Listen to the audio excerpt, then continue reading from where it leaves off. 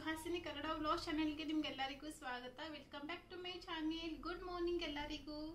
ಇವತ್ತು ಬುಧವಾರ, ಸೊ ಇವತ್ತು ರಾಖಿ ಹಬ್ಬ ಇದೆ. ಸೊ ಬುಧವಾರದ್ದು ವ್ಲಾಗನ್ನು ನಿಮ್ಮ ಜೊತೆ ಶೇರ್ ಮಾಡ್ಕೋತಾ ಇದ್ದೀನಿ. ಆಲ್ರೆಡಿ ಇವಾಗ ಟೈಮ್ ಬಂದು 10:30 ಆಗಿದೆ. ಇವತ್ತು ನಾನು ಸ್ವಲ್ಪ ಬೆಳಿಗ್ಗೆ ಬೇಗನೆ ಎದ್ದೆ. ಯಾಕಂದರೆ ಮಕ್ಕಳೆಲ್ಲ 7:30ಗೆಲ್ಲ ಸ್ಕೂಲಿಗೆ ಹೋಗ್ತಾರೆ. ಅವ್ರು ಹೋಗೋಕ್ಕಿಂತ ಮುಂಚೆನೇ ರಾಖಿನ ಕಟ್ಟಿಬಿಟ್ಟು ಹೋಗಲಿ ಅಂತ ಅಂದ್ಬಿಟ್ಟು ಇವತ್ತು ಸ್ವಲ್ಪ ಬೆಳಿಗ್ಗೆ ಬೇಗ ಎದ್ಬಿಟ್ಟು ಎಲ್ಲ ರೆಡಿ ಮಾಡಿಕೊಂಡೆ. ನಾನಿಲ್ಲಿ ಜಾಮೂನ್ ಕೂಡ ಮಾಡಿಟ್ಟೆ. ಸ್ವಲ್ಪ ಬೆಳಿಗ್ಗೆ ಎದ್ದಿದ ತಕ್ಷಣ ರಾಖಿ ಕಟ್ಟಿದ ಮೇಲೆ ಸ್ವೀಟ್ ಏನಾದರೂ ತಿನ್ನಬೇಕು. ಜಾಮೂನ್ ಮಾಡಿಟ್ಟಿದ್ದೀನಿ. ರವಾ ಉಂಡೆ ಕೂಡ ಮಾಡಿದ್ದೆ ನಾನು, ಆದರೆ ನನ್ನ ಮಗನಿಗೆ ರವಾ ಉಂಡೆ ಬೇಡ ಅಂತೆ. ಸೊ ಮಮ್ಮಿ ಜಾಮೂನೇ ಬೇಕಂದ. ಸೊ ಅದಕ್ಕೆ ನಾನು ರಾತ್ರಿನೇ ಎಲ್ಲ ರೆಡಿ ಮಾಡಿಟ್ಟೆ. ಹಾಗೆ ಈ ಸರ್ತಿ ರಾಖಿ ಹಬ್ಬಕ್ಕೆ ಊರಿಂದ ನಮ್ಮ ತಮ್ಮ ಬರ್ತಾ ಇದ್ದಾನೆ. ಲಾಸ್ಟ್ ಇಯರ್ ಅಣ್ಣ ಬಂದಿದ್ದ, ಆದರೆ ಈ ವರ್ಷ ನಮ್ಮ ತಮ್ಮ ಬರ್ತಾ ಇದ್ದಾನೆ. ಇನ್ನೇನು ಒಂದು 10-15 ನಿಮಿಷದಲ್ಲಿ ಬರ್ತಾನೆ. ಹಾಗಾಗಿ ಇವತ್ತು ಸ್ವಲ್ಪ ಮಧ್ಯಾಹ್ನಕ್ಕೆ ಸ್ಪೆಷಲಾಗಿ ಏನಾದರೂ ಲಂಚ್ ರೆಡಿ ಮಾಡೋಣ ಅಂತ ಅಂದ್ಬಿಟ್ಟು ನಾನು ರಾತ್ರಿನೇ ಚೆನ್ನಾಗಿ ಕೂಡ ನೆನೆಸಿಟ್ಟಿದ್ದೆ. ಸೊ ನೋಡಿ, ಚೆನ್ನಾಗಿ ನೆನೆಸಿದ್ದೀನಿ. ಚೆನ್ನಾಗಿ ಜೊತೆ ಪುರಿ ಮಾಡಬೇಕಾ ಅಥವಾ ನಾನ್ ಮಾಡಬೇಕಾ ಗೊತ್ತಾಗ್ತಾ ಇಲ್ಲ ನನಗೆ. ಸೊ ನಮ್ಮ ತಮ್ಮ ಬರಲಿ, ಅವನಿಗೆ ಕೇಳಿಬಿಟ್ಟು ನಾನ್ ಅಂದರೆ ನಾನ್ ಮಾಡ್ತೀನಿ, ಇಲ್ಲಾಂದರೆ ಪುರಿ ಅಂದರೆ ಪುರಿ ಮಾಡ್ತೀನಿ. ಹಾಗೆ ನೀವು ಇನ್ನೂ ನನ್ನ ಚಾನಲ್ಗೆ ಸಬ್ಸ್ಕ್ರೈಬ್ ಮಾಡ್ಕೊಂಡಿಲ್ಲ ಅಂದರೆ ಪ್ಲೀಸ್ ಇವಾಗೆ ಚಾನಲ್ಗೆ ಸಬ್ಸ್ಕ್ರೈಬ್ ಮಾಡ್ಕೊಳ್ಳಿ. ಹಾಗೆ ಇವತ್ತಿನ ವಿಡಿಯೋ ಇಷ್ಟ ಆದರೆ ಒಂದು ಲೈಕ್ ಕೂಡ ಮಾಡಿ. ಸೊ ಬನ್ನಿ ಇವತ್ತಿಂದು ಬ್ಲಾಗ್ ಶುರು ಮಾಡೋಣ. ಆಲ್ರೆಡಿ ನಾನು ರಾಖಿ ತೊಗೊಂಡ್ಬಂದಿದ್ದೀನಿ. ಸೊ ಮೊನ್ನೆ ನಾನು ಮತ್ತು ಶ್ರಾವಣಿ ಹೋಗ್ಬಿಟ್ಟು ರಾಖಿ ತೊಗೊಂಡು ಬಂದಿದ್ದೀವಿ. ಮತ್ತು ಬೆಳಿಗ್ಗೆ ಶ್ರಾವಣಿ ರಾಖಿ ಕಟ್ಟಬೇಕಾದ್ರೆ ನನಗೆ ಅದರದ್ದು ಕ್ಲಿಪ್ಪಿಂಗ್ಸನ್ನು ತೊಗೊಳೋಕ್ಕಾಗಲಿಲ್ಲ. ಬೆಳಗ್ಗೆ ಎದ್ದ ತಕ್ಷಣ ತುಂಬಾ ಗಡಿಬಿಡಿ ಆಗುತ್ತೆ. ಹಾಗೆ ಇವತ್ತು ಮಕ್ಕಳು ಹೋಗೋಕ್ಕಿಂತ ಮುಂಚೆ ನಂಗೆ ದೇವ್ರ ಪೂಜೆ ಅದೆಲ್ಲ ಮಾಡೋದಿತ್ತು. ಹಾಗಾಗಿ ನಾನು ಇವತ್ತು ಸ್ವಲ್ಪ ಬೆಳಿಗ್ಗೆ ಬೇಗ ಎದ್ದೆ. ಆದರೂ ಕೂಡ ತುಂಬ ಗಡಿಬಿಡಿ ಆಯಿತು. ಸೊ ಮಕ್ಕಳು ತುಂಬಾ ಕಿರಿಕಿರಿ ಮಾಡ್ತಾಯಿದ್ರು. ಅದಕ್ಕೆ ಜಾಸ್ತಿ ನನಗೆ ವಿಡಿಯೋ ಮಾಡೋದಕ್ಕಾಗಲಿಲ್ಲ. ಸೊ ಒಂದೆರಡು ಕ್ಲಿಪ್ಪಿಂಗ್ಸನ್ನು ತೊಗೊಂಡಿದ್ದೆ. ನೋಡ್ತೀನಿ ಅದು ಹೇಗೆ ಬಂದಿದೆ ಅಂತ ಅಂದ್ಬಿಟ್ಟು. ಚೆನ್ನಾಗಿ ಬಂದಿದ್ರೆ ನಿಮ್ಮ ಜೊತೆ ಶೇರ್ ಮಾಡ್ಕೋತೀನಿ, ಇಲ್ಲಾಂದರೆ ಇಲ್ಲ. ಯಾಕಂದರೆ ನಾನು ನೋಡೋದಕ್ಕೆ ಹೋಗಲಿಲ್ಲ ಹೇಗೆ ಬಂದಿದೆ ಅಂತ ಅಂದ್ಬಿಟ್ಟು.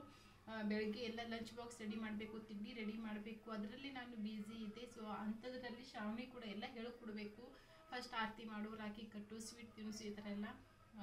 ಸೊ ಬನ್ನಿ ಇವಾಗ ಬ್ಲಾಗನ್ನು ನಾನು ಶುರು ಮಾಡ್ತಾ ಇದ್ದೀನಿ 10:30ಇಂದ. ಇವತ್ತಿನ ಫುಲ್ ಡೇ ಬ್ಲಾಗ್ ಹೇಗೆ ಹೋಗುತ್ತೆ ಅಂತ ನೋಡ್ಕೊಂಬರೋಣ.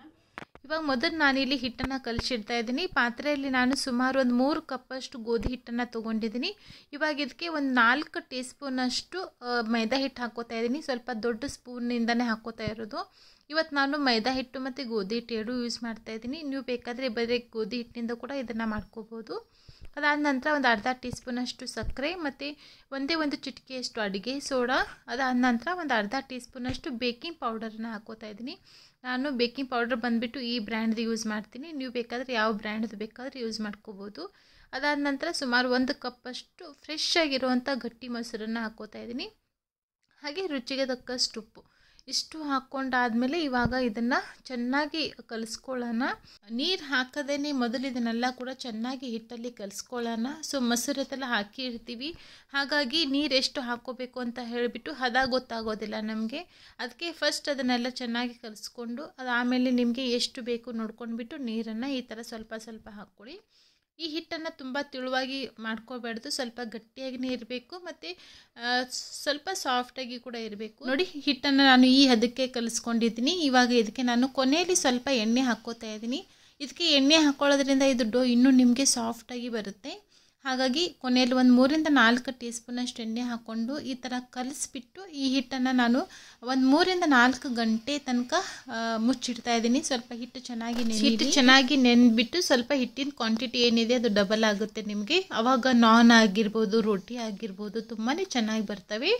ಅದಾದಮೇಲೆ ನಾನಿಲ್ಲಿ ಕುಕ್ಕರಲ್ಲಿ ಚೆನ್ನಾಗಿ ಒಂದು 3-4 ವಿಸಿಲನ್ನು ಕೂಗಿಸ್ಕೊಂಡಿದ್ದೆ. ನೋಡಿ, ಚೆನ್ನಾಗಿ ಆಲ್ರೆಡಿ ಸಾಫ್ಟ್ ಆಗಿದೆ.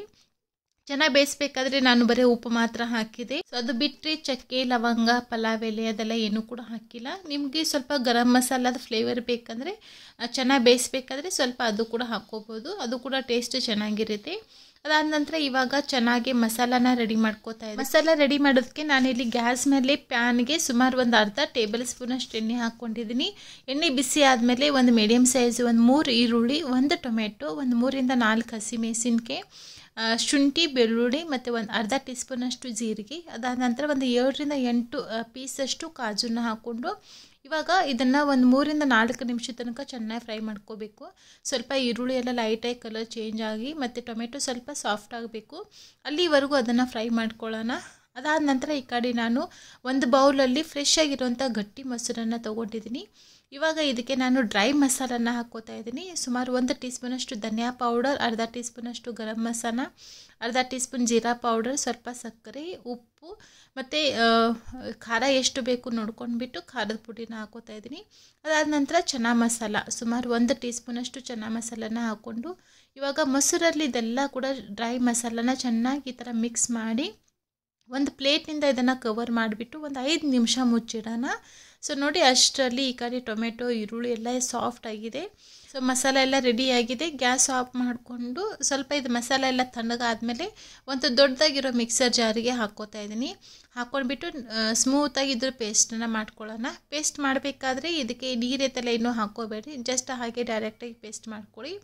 ಅದಾದ ನಂತರ ತಿರ್ಗಾ ಅದೇ ಪ್ಯಾನ್ಗೆ ನಾನು ಇನ್ನೂ ಒಂದು ಅರ್ಧ ಟೇಬಲ್ ಸ್ಪೂನಷ್ಟು ಎಣ್ಣೆ, ಅದಾದ ನಂತರ ಚಕ್ಕೆ, ಲವಂಗ, ಏಲಕ್ಕಿ, ಕಾಳುಮೆಣಸು, ಒಂದು ಪಲಾವ್ ಎಲೆ, ಹಾಗೆ ಒಂದು ಅರ್ಧ ಟೀ ಸ್ಪೂನಷ್ಟು ಜೀರಿಗೆನ ಹಾಕ್ಕೊಂಡು ಅದನ್ನು ಮೊದಲು ಸ್ವಲ್ಪ ಹೊತ್ತು ಎಣ್ಣೆಯಲ್ಲಿ ಹಾಗೆ ಫ್ರೈ ಮಾಡಿಬಿಟ್ಟು ಇವಾಗ ನಾವು ಮಿಕ್ಸರ್ ಜಾರಲ್ಲಿ ರೆಡಿ ಮಾಡಿ ಇಟ್ಕೊಂಡಂಥ ಮಸಾಲ ಎಲ್ಲ ಏನಿದೆ ಅದನ್ನು ಹಾಕ್ಕೋತಾ ಇದ್ದೀನಿ. ಈ ಥರ ಎಲ್ಲ ಹಾಕ್ಕೊಂಡ್ಬಿಟ್ಟು ಇವಾಗ ಮಸಾಲದು ಸ್ವಲ್ಪ ಎಣ್ಣೆ ಎಲ್ಲ ಸೆಪ್ರೇಟ್ ಆಗೋವರೆಗೂ ಒಂದು 2-3 ನಿಮಿಷದವರೆಗೂ ಇದನ್ನು ಕೂಡ ಫ್ರೈ ಮಾಡ್ಕೋಬೇಕಾಗುತ್ತೆ. ಅದಾದ ನಂತರ ಸ್ವಲ್ಪ ಮಿಕ್ಸರ್ ಜಾರಲ್ಲಿ ನಾನು ಬೇಯಿಸಿರೋಂಥ ಚೆನ್ನಾನ ಹಾಕ್ಕೊಂಡ್ಬಿಟ್ಟು ಅದನ್ನು ಕೂಡ ಮಿಕ್ಸರಲ್ಲಿ ಸ್ವಲ್ಪ ಗ್ರ್ಯಾಂಡ್ ಮಾಡಿಬಿಟ್ಟು ಹಾಕ್ಕೋತಾ ಇದ್ದೀನಿ. ಸೊ ಈ ಥರ ಚೆನ್ನಾಗಿ ರುಬ್ಬಿಬಿಟ್ಟು ಹಾಕೊಳ್ಳೋದ್ರಿಂದ ಗ್ರೇವಿ ನಿಮಗೆ ಸ್ವಲ್ಪ ಥಿಕ್ಕಾಗಿ ಬರುತ್ತೆ ಮತ್ತು ಟೇಸ್ಟು ಕೂಡ ಚೆನ್ನಾಗಿರುತ್ತೆ. ನೋಡಿ, ಈ ಥರ ಎಲ್ಲ ಚೆನ್ನಾಗಿ ಮಿಕ್ಸ್ ಮಾಡಿಬಿಟ್ಟು ಸುಮಾರು ಒಂದು 5-6 ನಿಮಿಷದವರೆಗೂ ಪುನಃ ಇದನ್ನು ಕುದಿಸ್ಕೋಬೇಕು.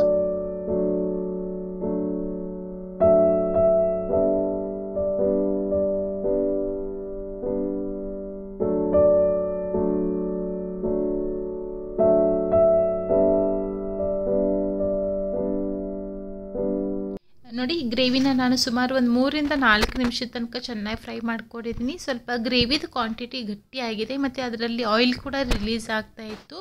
ನೆಕ್ಸ್ಟ್ ಇವಾಗ ಇದಕ್ಕೆ ನಾವು ಬೌಲಲ್ಲಿ ಮೊಸರು ಜೊತೆ ಏನು ಡ್ರೈ ಮಸಾಲೆ ಎಲ್ಲ ಮಿಕ್ಸ್ ಮಾಡಿ ಇಟ್ಟಿದ್ದೀವಿ ಅದನ್ನು ಹಾಕ್ಕೊಂಡು ಇವಾಗ ಅದ್ರ ಜೊತೆನೇ ಇದನ್ನು ಕೂಡ ಮಿಕ್ಸ್ ಮಾಡ್ಕೋತಾ ಇದ್ದೀನಿ. ಗ್ಯಾಸ್ ಫ್ಲೇಮ್ ಫುಲ್ ಲೋಲಿನೇ ಇಟ್ಕೊಂಡು ಇದನ್ನು ಚೆನ್ನಾಗಿ ಮಿಕ್ಸ್ ಮಾಡ್ಕೊಳ್ಳಿ. ಅದಾದ ನಂತರ ಮಿಕ್ಸರ್ ಜಾರಿಗೆ ನಾನು ಸ್ವಲ್ಪ ನೀರನ್ನು ಹಾಕ್ಕೊಂಡು ಆ ನೀರನ್ನೇ ಇದಕ್ಕೆ ಆ್ಯಡ್ ಮಾಡ್ತಾಯಿದ್ದೀನಿ.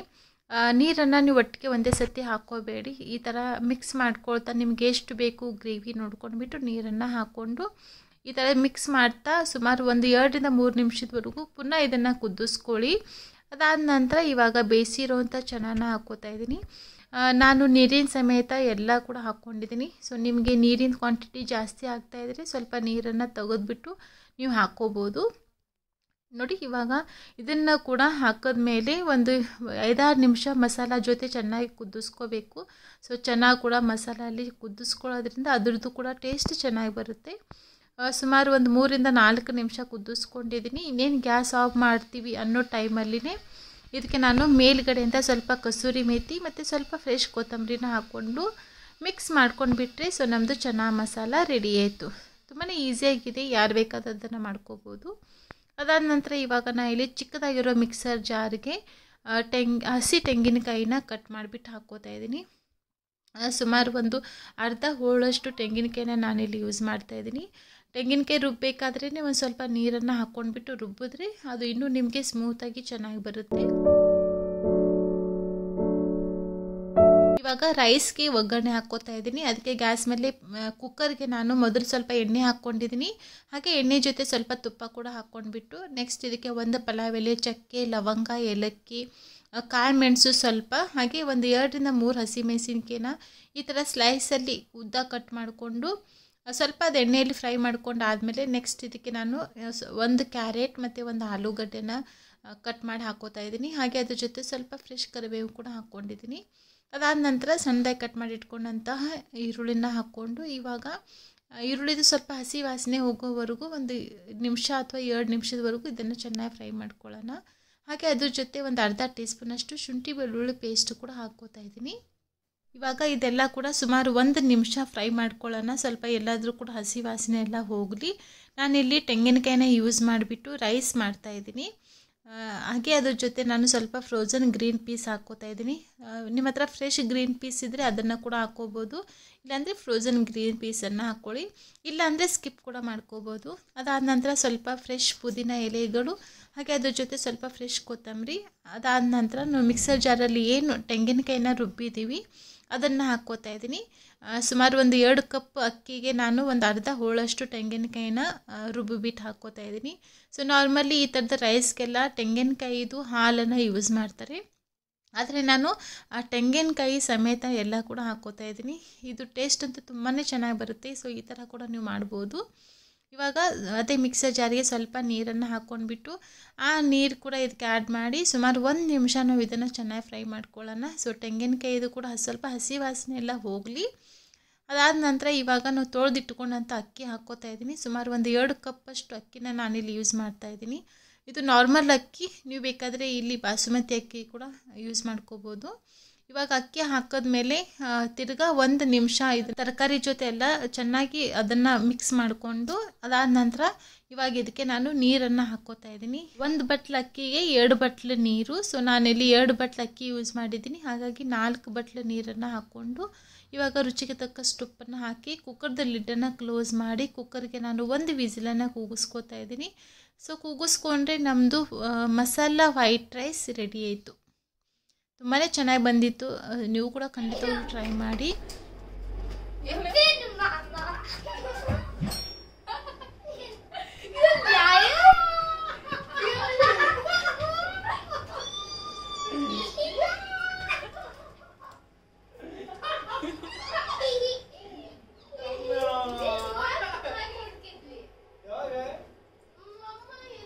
ಮಾಮ ಬಂದಿದ್ದ ವಾಟರ್ ಬಾಟಲಾ?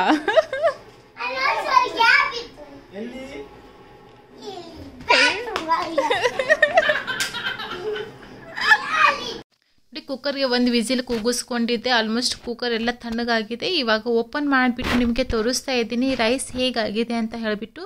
ಇದು ನಿಮಗೆ ವೈಟ್ ಕಲರಲ್ಲಿ ಬರುತ್ತೆ. ಫ್ಲೇವರ್ ಅಂತೂ ತುಂಬಾ ಚೆನ್ನಾಗಿತ್ತು. ಸೊ ನಮ್ಮ ತಮ್ಮಗೆ ಮಕ್ಕಳಿಗೆ ಎಲ್ಲರಿಗೂ ಕೂಡ ತುಂಬಾ ಇಷ್ಟ ಆಯಿತು. ನೀವು ಬೇಕಾದರೆ ಕಾಯಿ ಹಾಲನ್ನು ಹಾಕಿಬಿಟ್ಟು ಕೂಡ ಮಾಡ್ಬೋದು, ಇಲ್ಲಾಂದರೆ ಡೈರೆಕ್ಟಾಗಿ ಈ ಥರ ಕಾಯಿನ ಸಣ್ಣದಾಗಿ ರುಬ್ಬಿಟ್ಟು ಹಾಕ್ಕೋಬೋದು. ನೋಡಿ ಎಷ್ಟು ಚೆನ್ನಾಗಿ ಉದುರುದುರುವಾಗಿ ಬಂದಿದೆ ಅಂತ. ಟೇಸ್ಟು ಕೂಡ ತುಂಬಾ ಚೆನ್ನಾಗಿತ್ತು. ನೀವು ಕೂಡ ಖಂಡಿತವಾಗ್ಲೂ ಮನೆಯಲ್ಲಿ ಇದನ್ನು ಟ್ರೈ ಮಾಡಿ. ಸೊ ನೋಡಿ ಹಿಟ್ಟು ಕೂಡ ಚೆನ್ನಾಗಿ ನೆಂದಿದೆ, ಹಾಗೆ ಕ್ವಾಂಟಿಟಿ ಕೂಡ ಡಬಲ್ ಆಗಿದೆ. ನೋಡಿ ಎಷ್ಟು ಚೆನ್ನಾಗಿ ಹಿಟ್ಟು ಸಾಫ್ಟಾಗಿ ಆಗಿದೆ ಅಂತ. ಇದು ನಾನು ಒಂದು 2-3 ಅವರ್ಸ್ ನೆನೆಸಿದ್ದೆ. 1 ಅವರ್ ಮಿನಿಮಮ್ ನೆನೆಸಬೇಕು. ನಿಮ್ಮ ಹತ್ರ ಟೈಮ್ ಇದ್ದರೆ 3 ಅವರ್ 4 ಅವರ್ 5 ಅವರ್ಸ್ ತನಕ ಇದನ್ನು ನೆನೆಸ್ಬೋದು. ಇನ್ನೊಂದು ಸರ್ತಿ ಇದನ್ನು ಚೆನ್ನಾಗಿ ಕಲಿಸ್ಬಿಟ್ಟು ಇವಾಗ ಸ್ವಲ್ಪ ಮೀಡಿಯಮ್ ಸೈಜ್ ಉಳ್ಳೆನ ತೊಗೊಂಡ್ಬಿಟ್ಟು ಹಿಟ್ಟು ಹಚ್ಚಿ ಲಟ್ಟಿಸ್ತಾ ಇದ್ದೀನಿ. ಹಾಗೆ ಲಟ್ಟಿಸ್ಬೇಕಾದ್ರೆ ಸ್ವಲ್ಪ ಬಿಳಿ ಎಳ್ಳು ಮತ್ತು ಸ್ವಲ್ಪ ಕೊತ್ತಂಬರಿನ ಹಚ್ತಾ ಇದ್ದೀನಿ. ಸ್ವಲ್ಪ ನೋಡೋದಕ್ಕೂ ಕೂಡ ಚೆನ್ನಾಗಿರಲಿ ಮತ್ತು ತಿನ್ನೋವಾಗ ಟೇಸ್ಟ್ ಕೂಡ ಚೆನ್ನಾಗಿರುತ್ತೆ. ಹಾಗಾಗಿ ನೀವು ಬೇಡ ಅಂದರೆ ಸ್ಕಿಪ್ ಕೂಡ ಮಾಡ್ಕೋಬೋದು. ಇವಾಗ ಇದನ್ನು ನಾನು ಸ್ವಲ್ಪ ಉದ್ದ ಶೇಪಲ್ಲಿ ಲಟ್ಟಿಸ್ತಾ ಇದ್ದೀನಿ. ಹೋಟೆಲಲ್ಲೆಲ್ಲ ನಾನ್ ಅಂದರೆ ಸ್ವಲ್ಪ ಉದ್ದ ಶೇಪಲ್ಲಿನೇ ಇರುತ್ತೆ. ಅದಾದ ನಂತರ ಇವಾಗ ತವಾನ ಚೆನ್ನಾಗಿ ಬಿಸಿ ಆದಮೇಲೆ ನಾನನ್ನು ಬೇಯಿಸ್ತಾ ಇದ್ದೀನಿ. ನಾನು ಈ ನಾನನ್ನು 2 ಸೈಡಿಂದ ಬೇಯಿಸ್ತಾ ಇದ್ದೀನಿ. ನೀವು ಸೇಮ್ ತಂದೂರಿ ರೊಟ್ಟಿ ಥರ ಬೇಕಂದರೆ ಒಂದು ಸೈಡಲ್ಲಿ ನೀರನ್ನು ಹಚ್ಚಿಬಿಟ್ಟು ತವಾಗೆ ಅದನ್ನು ಸ್ಟಿಕ್ ಮಾಡಿ ಹಾಗೂ ಕೂಡ ಬೇಯಿಸ್ಬೋದು, ಇಲ್ಲಾಂದರೆ ಈ ಥರ 2 ಸೈಡಿಂದ ಕೂಡ ಬೇಯಿಸ್ಬೋದು. ನೋಡಿ ನಾನ್ ಎಷ್ಟು ಚೆನ್ನಾಗಾಗಿದೆ ಅಂತ. ಕೊನೆಯಲ್ಲಿ ನಾನು ಸ್ವಲ್ಪ ಬಟರನ್ನು ಹಚ್ಚಿಬಿಟ್ಟು ಸರ್ವ್ ಮಾಡ್ತಾಯಿದ್ದೀನಿ. ಚೆನ್ನಾಗಿ ಮಸಾಲ ಕೂಡ ರೆಡಿಯಾಗಿದೆ. ಹಾಗೆ ಅದ್ರ ಜೊತೆ ನಾನು ಈರುಳ್ಳಿದ ಮಸಾಲ ಆನಿಯನ್ ಕೂಡ ಮಾಡಿದೆ. ಎಷ್ಟೋ ಸರ್ತಿ ಇದ್ರದ್ದು ರೆಸಿಪಿನ ನಿಮ್ಮ ಜೊತೆ ಶೇರ್ ಮಾಡ್ಕೊಂಡಿದ್ದೀನಿ. ಸೊ ಹಾಗಾಗಿ ಈ ಸರ್ತಿ ಅದನ್ನು ತೋರಿಸ್ಲಿಲ್ಲ ನಿಮಗೆ. ನಮ್ಮದು ಲಂಚ್ ರೆಡಿ ಆಯಿತು. ಅದಾದ ನಂತರ ರಾಖಿ ಕಟ್ಟೋದಕ್ಕೆ ನಾನು ಇದೆಲ್ಲ ಕೂಡ ರೆಡಿ ಮಾಡ್ಕೋತಾ ಇದ್ದೀನಿ. ಸೊ ಮಧ್ಯಾಹ್ನದೆಲ್ಲ ಊಟ ಆಯ್ತೆಲ್ಲ ಆದಮೇಲೆ ಮಕ್ಕಳೆಲ್ಲ ಸ್ಕೂಲಿಂದ ಬಂದಾದ ನಂತರ ನಾನು ನಮ್ಮ ತಮ್ಮಗೆ ಇಲ್ಲಿ ರಾಖಿನ ಕಟ್ತಾಯಿದ್ದೀನಿ.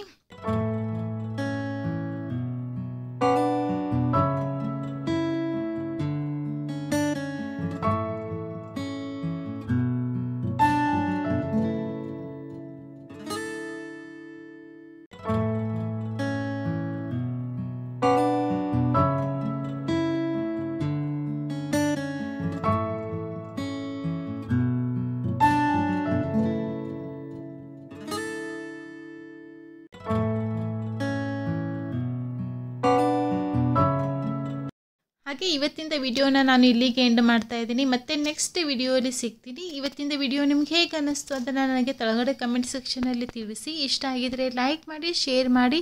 ಮತ್ತು ನೀವು ಇನ್ನೂ ನನ್ನ ಚಾನಲ್ಗೆ ಸಬ್ಸ್ಕ್ರೈಬ್ ಮಾಡ್ಕೊಂಡಿಲ್ಲ ಅಂದರೆ ಪ್ಲೀಸ್ ಇವಾಗೆ ಚಾನಲ್ಗೆ ಸಬ್ಸ್ಕ್ರೈಬ್ ಮಾಡ್ಕೊಳ್ಳಿ. Thank you so much for watching this video.